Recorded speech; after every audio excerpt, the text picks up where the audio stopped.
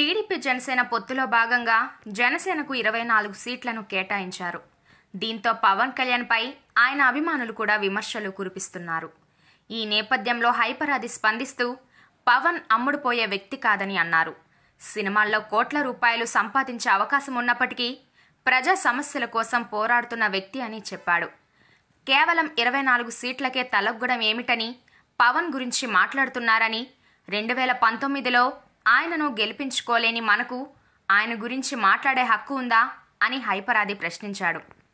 సొంత కష్టార్జితంతో పార్టీని నడుపుతున్న గొప్ప నాయకుడు పవన్ అని కొనియాడాడు. రోజుకు 2 కోట్ల రెమ్యునరేషన్ తీసుకునే పవన్ సంపాదన మొత్తాన్ని సహాయ కార్యక్రమాలకి పెట్టేసి ఇప్పుడు దాదాపుగా అప్పు చేసి పార్టీని నడుపుతున్నారని చెప్పాడు. చిన్న పరీక్షలో ఫెయిల్ అయితేనే మనం 10 రోజులు బయటకు రాలేమని, అలాంటిది 2 చోట్ల ఓడిపోయినా రెండో రోజే కౌలు రైతుల కష్టాలు తీర్చిన గొప్ప మనసు పవన్దని కొనియాడాడు.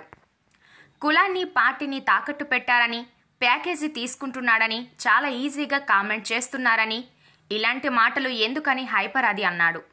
ప్రతిపక్షంలో ఉన్న టీడీపీ కంటే అధికారంలో ఉన్న వైసీపీ వద్ద ఎక్కువ డబ్బు ఉందని, అలాంటప్పుడు వైసీపీ దగ్గరకు పవన్ ఎందుకు వెళ్ళలేదని ప్రశ్నించాడు.